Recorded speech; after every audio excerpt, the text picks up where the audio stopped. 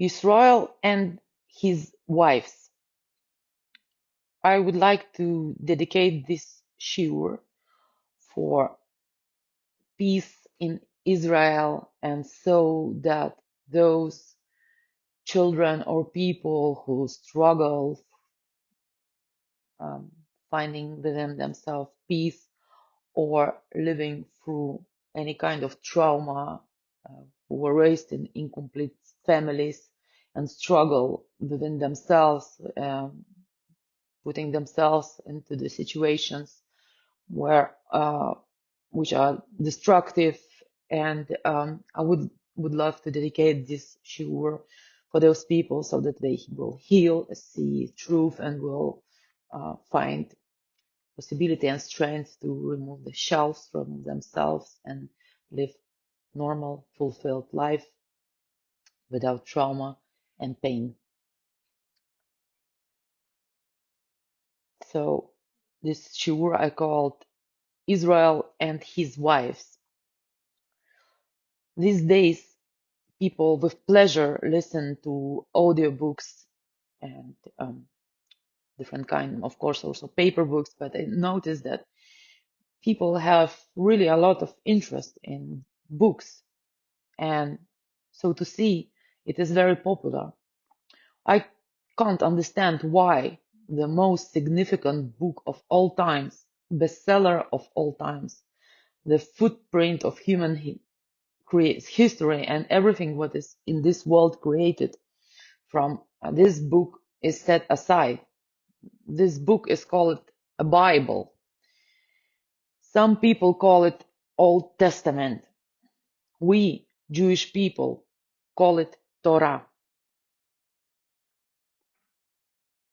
For me, love story of Jacob and Rahel, or Rachel, as said in English, is one of the most romantic and beautiful stories in Torah. Tragic at the same time. Imagine yourself meeting the love of your life and feeling with the core of your backbone that this person is destined to you. This is what if explaining with simple words what happened to Jacob when he saw Rachel at the well. Obviously, there was an intense emotion between them. Comparing to the other previous couples in Bible, such as Abraham and Sarah, Isaac and Rivka, or Rebecca as others call, for the first time in Torah, I see developing true romance, a juicy story, I would say. What was it really? Was it as it sounds? All of us dream to find a right partner, to experience love, to create a family.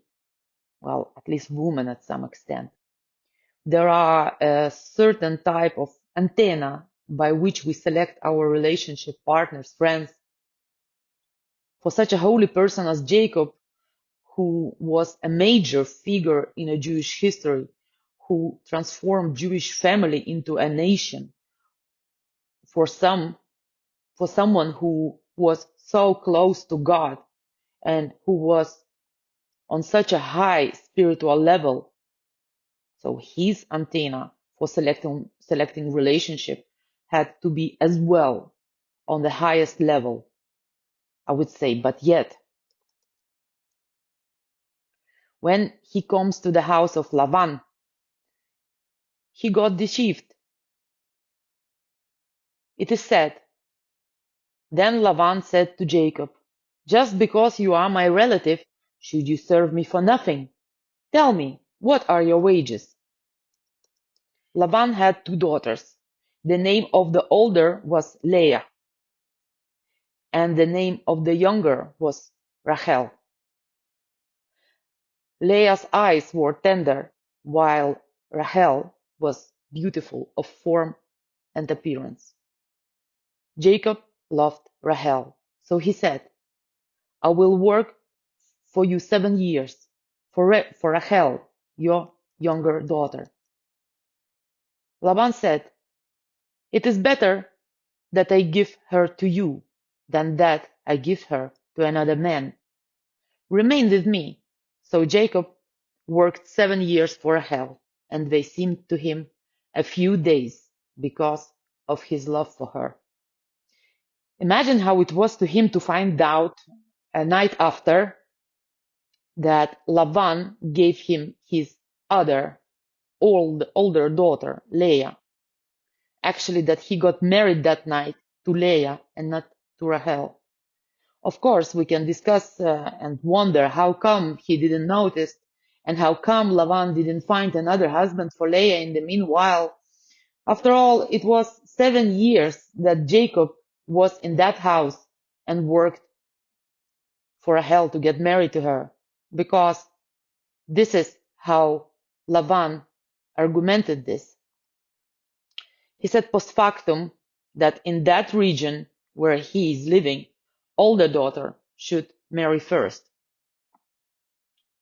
One of the most appealing to me commentaries is that, at least what I heard, is that after Jacob pretending that he was Esau, took his bracha or blessing, in other words. So after the fact that Jacob took the blessing which was meant for Esau, blessing which Isaac intended for Esau, his firstborn, and just before he bought also the firstborn right from him, without Isaac knowing this, or Yitzchak knowing this, he basically as well took upon himself the life destiny intended for Esau,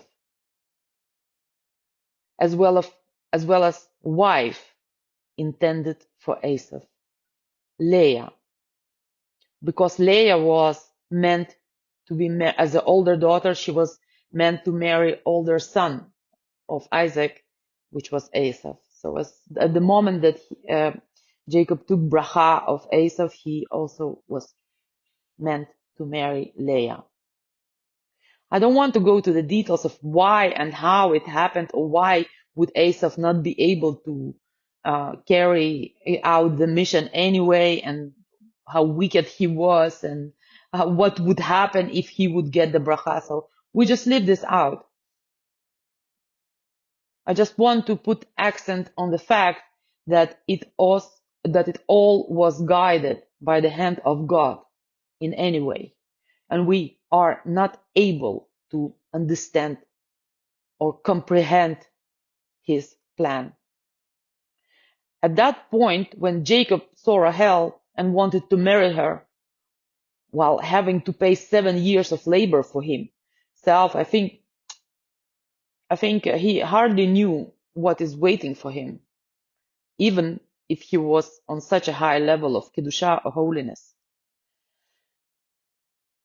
Somehow I start to think, but what was there between them? What attracted them? I like to put the store, to live with to live with Torah, how we can implement lessons of Torah in our life, of how we can see what's happened in Torah through our modern eyes in our daily life. Because doesn't matter in which year, it's not an old book which is not applicable in our lives anymore. If you think like that, you really mistaking. Every lesson from Torah can be applicable in our days. So what was between them, between Jacob and Rahel? What attracted them so much? In modern world, we tend to as well to choose a partner by some criteria, right? Just like them, just like when they saw each other, there was some criteria next to holiness and fact that their match was made in heaven. Still, let's leave Jacob and Rahel for a minute and think how nowadays partner selection work like. Well, I'm not a relationship expert anyway, but I can tell you how it works for me, or worked for me. For me, in a life period when I was living the life guided by trauma and norms, values obtained in my parents' house, having narcissistic parents figure as a compass for the search of the life partner. It worked as expected. Every time, again and again, I was falling in the same trap, choosing a relationship where I was subjected to the same patterns and pain that I was subjected to in my childhood and teenage years. It took me years to realize that, and huge effort to get rid of self-destructive lifestyle and to get to love myself and to realize that I am worthy of normal, healthy relationship. It was not easy um, to live known but not suitable and start to adopt a known but suitable and healing life. Why does it work this way? I was often asking myself. Apparently, it is a bit of like that. We attract people who are somehow similar to us. Yes, yes, even looking back on my own life, I will be not afraid to say it. One famous Russian saying says, one fisherman sees another fisherman from afar.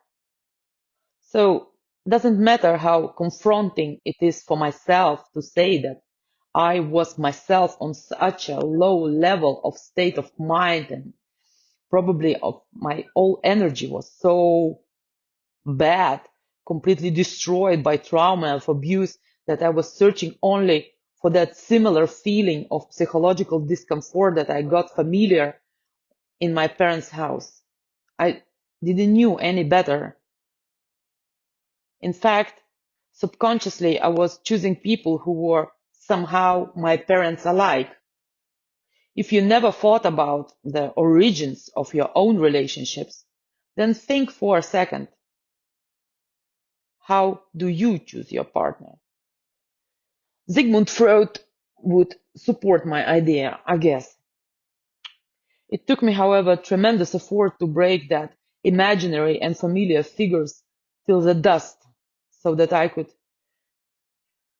through it, you know, through the pain, even from the pain of breaking myself, breaking my um, thinking patterns and everything, so that I could throw it away and burn it till the ashes. It took me as well significant effort and many years to build up my new identity, to break the ties with my family and to adjust within me a new norms and values. After my after my conversion, I was keep on cleaning away from myself and from my life the spots remained from the past life until at some point, with the help of Hashem, I stopped for a minute and looked around me and re-evaluated my life again, but now already without the filter that trauma puts on me, on you, with healthy self-esteem and healthy self-image. I looked around. Well,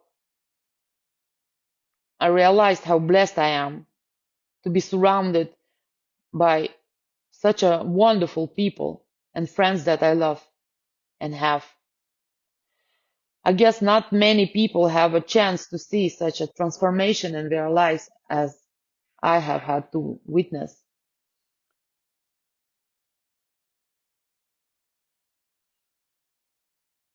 So let's get back to Jacob. Jacob was a child of holiest people, came from the house which was blessed by God, and Jacob himself was blessed by God. And then, if not mistaken, at the age of 63, he meets Rahel. What did he saw in her? What was their match? We know that people often choose friends or partners who are similar to themselves due to a psychological concept called simil similarity attraction theory. This theory suggests that we are naturally drawn to those who share common traits, values, interests, or experiences. In other words, it is not so important to be on the same page, but important to read from the same book. It is important for people to share the same values and interests. When Jacob met Rahel, who was not only his relative, but as well just like him, Rahel was a shepherdess. Jacob was a shepherd, as we know. There were not so many women shepherdesses um, in Old Torah. In fact, that time it was not such a common occupation for the ladies. Let's agree. Another known shepherdess was Zipporah, wife of Moshe Rabbeinu. It obviously wasn't even their own choice. It obviously was the match made in heaven.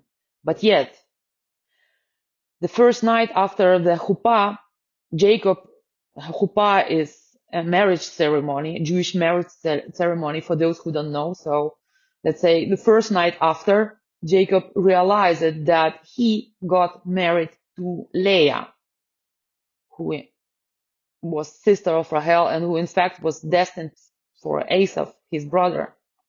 Jacob was guided by God.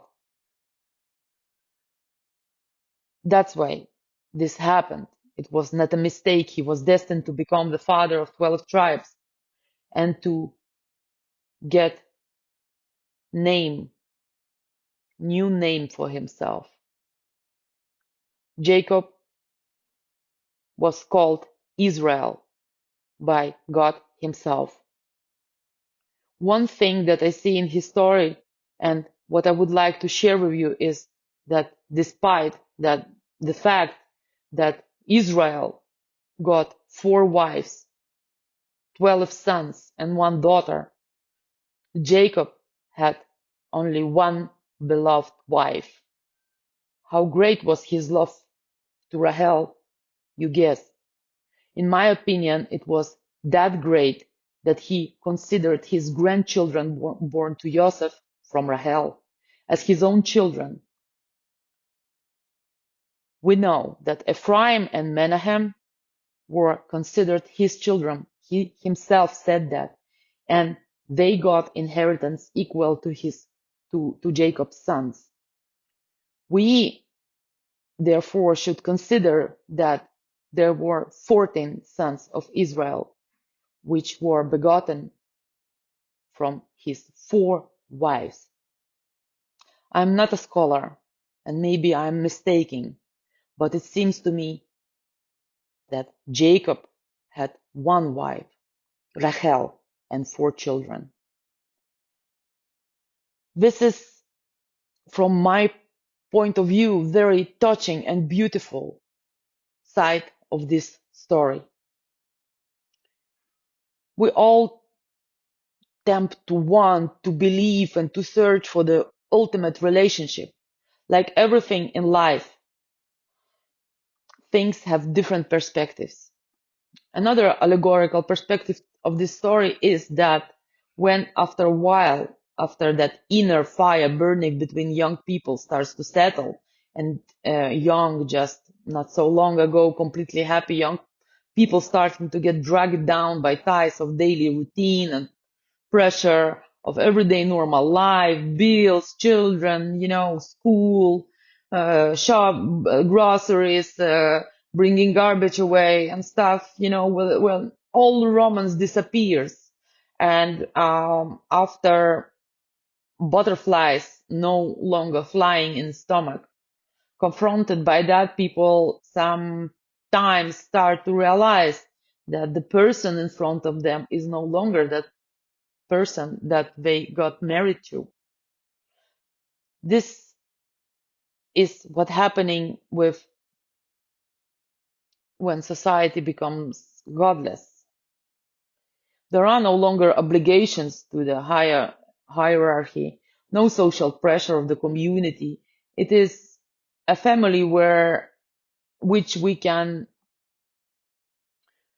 more and more encounter in modern world, where people often don't even have the right example of strong family with strong values, where partners grow to each other and grow their love to each other and remain faithful to each other. These kind of examples, become very rare in modern non-religious world. There are couples who live all life together and raise children without getting divorced are very rare. So what is that other perspective we could look at is when people grow out of each other and one day they realize that your wife who you loved, Rachel, is no longer the same woman. You suddenly realize that that you wake up next to the woman who you don't know. You wake up next to Leah instead of Rachel.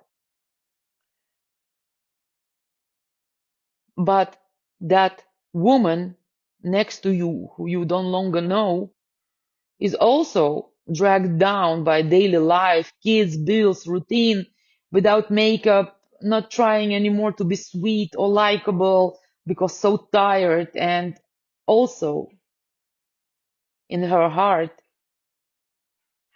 thinking, who is that man next to me? Where is that Jacob who I was married to?